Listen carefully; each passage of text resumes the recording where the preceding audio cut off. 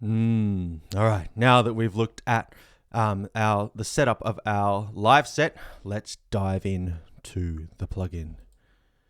Here we go. This is it in presentation mode. We are going to exit presentation mode. I'll turn on my key caster. Interesting. The screen's gone dark. Let's see if that goes away. Yeah, it's back. All right. This is the device. A lot of nicely presented information here. We can see that up the top we have these B patches which contain a patch called the Browse Routing Utility, which is really essential for helping us select those different tracks for inputs and outputs in live. So we'll be copying that a bit. Then we can see we've got the plug-in object here. Usually we see that in our Max for Live audio devices. Usually it's just has no argument, which means it has 2 inputs and 2 outputs. But here we can see that it is set to have, in this instance, 8 inputs, 2 for each stereo pair that we have decided to have here. So you can see the audio output of any live track may be routed to one of these input pairs of a device using the browse routing utility. That's what we're doing here. And the arguments to the plugin tilde object create the audio inputs for the device. So this device that we're making will have as many available inputs as we put in the plugin tilde. These inputs can be addressed from the output pop-up of any live track. So we could send it from other live tracks to these inputs purely just by having those arguments there. Any audio signal from any track in live can be processed simultaneously in the same device. A simple gain, that's where we're at here. This is the key. This is the beauty of it. A simple gain slider and a routing matrix in the present case, then sent to other live tracks. So rather than just having live gain sliders, we are going to insert our ambi sonic patch in here. And this again will allow us to use, rather than only using the SF play objects to load samples, we can actually just use any input source, whether that's samples or live inputs from Ableton Live tracks, and then route them out to our speakers here. We might end up bypassing this routing matrix. Let's just see how we go. Then we've got a similar setup out down the bottom. We have the corresponding plug out tilde with the same amount of, or the amount of outputs that we want. And we're again using that same B patcher to define or route where that audio goes. Yeah, cool. All right. Let's see what we can do here as a first step. We've got a lot of space over here. Let's utilize some of that. And our main task is to just see how we might fit in our ambi sonic patch with also what I want to have in this patch is our Waves NX binaural ambisonic plugin setup as well. So let's start with our ambi encode. So ambi encode. I'm going to, now what you'll be doing is copying your current patch. But in this example, I'm going to use this example. I'm going to copy everything that might be required. Copy, close, delete, and paste. So now I have my ambi encoder in this Max for Live device. Okay. And what is it doing? Well, we should be able to remember this. But we have the ambi encoder going to an ambi decoder and then going to our DAC. I won't dive into this too much because we have looked at this before. So you might think, well, then, yeah, basically what's going to happen is we're going to replace this DAC in the example with the plug out object. And that's pretty much true. That's yeah, that's what we're going to do. It's almost too easy. So we also already have the right amount of outputs. But actually, you know what? Come back to that in 1 second, just 1 second, because that's a little bit more complex than the other task, which would be to set up our Waves NX VST in this plugin so that when it launches, we can also monitor the output of this routing device in a binaural headphone setting. So once you could even start by doing this example and then incorporating your patch secondly. Let's do that. So we'll go to plugins and we're going to search for the Ambisonic NX plugin, which you should already previously have installed. 4 inputs and 2 outputs. This is the one here. Great. It launches the head tracker. We'll remember from last time that we want to... how can we adjust the arguments? Last time we were converting this into transforming it to an attributes box object where we could adjust the attributes. But I think we can actually do it from the inspector. So I've clicked on the Ambisonic thing, then clicked on the inspector, and I'm in the All tab. And there should be an attributes or argument area where we can type those in. Or maybe that's only in a B patcher. Nope, can't see anything immediately. So let's go with the old system, which is to click on the disclosure triangle, select transform, and change attributes to arguments. Fantastic. And then the only argument we need to add is directly after the VST tilde. We need to add how many inputs we want, which is 4, and how many outputs we want, which is 2. And that's that. Now we've got 4 inputs on the top. This is going to be in addition to our decode and DAC system. I'm going to move that over to the right. Whoops. Grab those other meters. We might want them. Probably not, though. To the right for now. Bring this up here. And then we're going to remember that with our Ambi encode, we have 2 arguments. The first one is how many sets of ambisonic outputs we want. And then how many inputs we want. Now, we only want 1 set of ambisonic outputs, B format, which gives us 4 outputs, X, Y, W, and Z. Not in that order. Can't remember the order. But take those outputs. This is exactly what we did last week. Put them there. And then, just for now, we've got our 2 stereo outputs on the left of this device, or this object. And we're going to plug them into the plug out here. Wonder if I can even plug it into here. Just because I noticed there's 2 plug out tildes. This is unrehearsed. I'm just going to try this. I'm just testing whether or not having 2 plug out objects, just if they just work the same way. And I can hear it, so I'm thinking that it does. That's interesting. I wonder how that will affect us later. Then finally, we've got, this is our old system of using the SF play tilde to put signals into our ambient code. We've got an SF play here and a metronome as an example. And the second argument is saying that we have 2 inputs into this ambient code. Well, let's have a look at our current setup. We've got 4, in this example, 4 possible inputs track inputs that we're utilizing here. So let's do the same thing. Let's change that second argument to 4. So now this ambient code object has 4 inlets.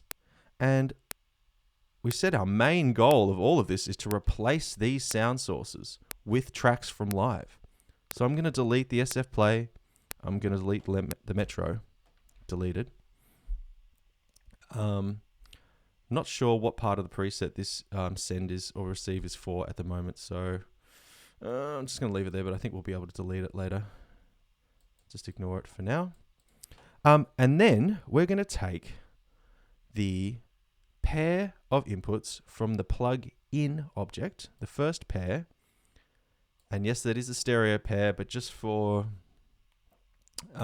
simplicities, we're just going to sum them to mono and plug them both in. So the first 2 inlets both into ambi encode 1, the first inlet. And then I'm going to take the second pair and plug them into, yes, just crudely summing them into the second ambi encode inlet. Now, we probably will want to delete this matrix so that we're not using that and not confusing ourselves. But when we run the plugin, if we just turn these off, then it won't be engaged anyway. And what I imagine now is, we need to do one more thing. We need to add this, these objects to our presentation so that we can adjust their panning from the preset. So add to presentation, go into presentation mode. Do that one more time. Don't want that. I want everything here except that. Add to presentation. Enter presentation mode. Move those, so now I can grab them nicely. And I'm going to place these at the end and see if that, see if we run into any trouble with viewing them. So they're placed at the end. One thing I might, well, let's just save that because I'm thinking we might not be able to see that in the plugin. So save, it might get chopped off. Close. And then relaunch. So again, this is in Max for Live. We've called this BSP153 audio routing ambisonic hack. You can see that it kind of jumped out for a minute and then chopped off or truncated the view of this plugin. So I'm just going to address one thing really quickly. The best way I know how. It's not a perfect solution because it's chopping off this stuff. We want to see that. The first thing you might check to do is go to View. And when I click Set Device Width, what you get is this. It was hidden off to the right there.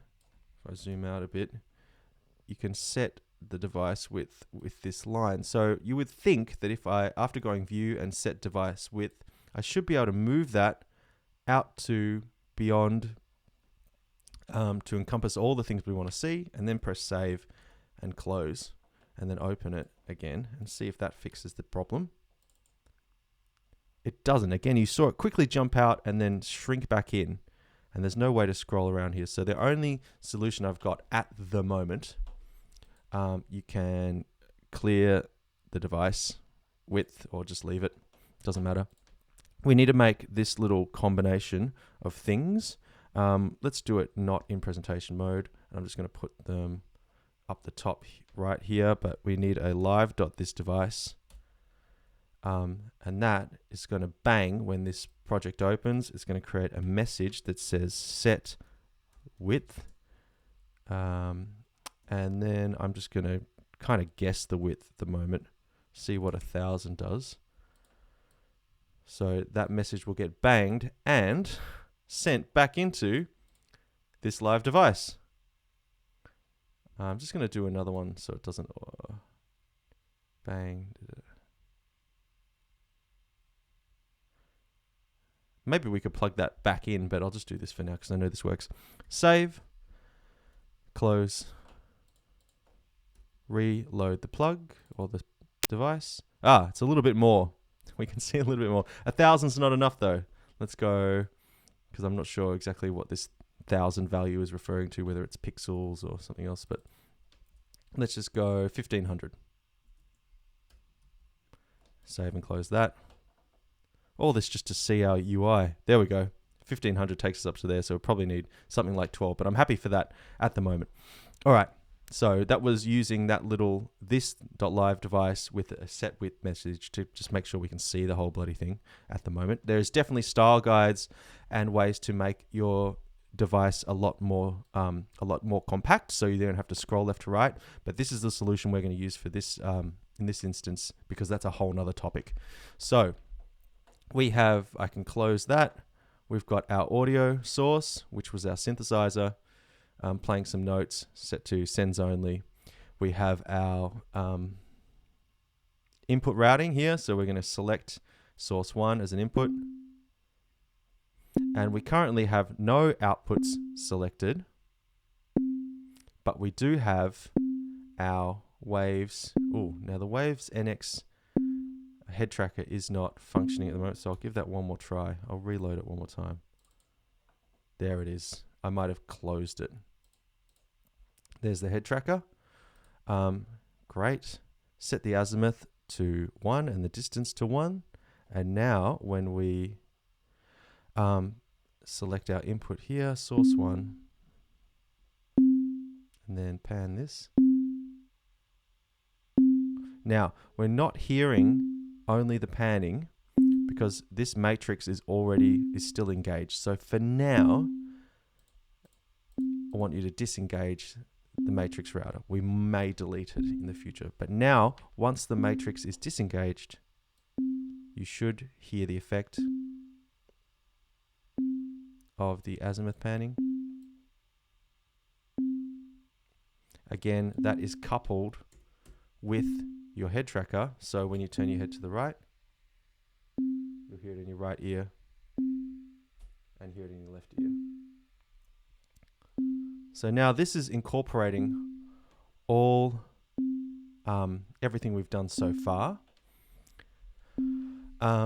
Looking good. Before I talk about the output routing, let's just highlight the real technological or real design advancement here.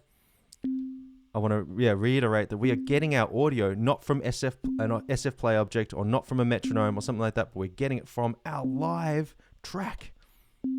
And we could create another source, duplicate, rename this source 2,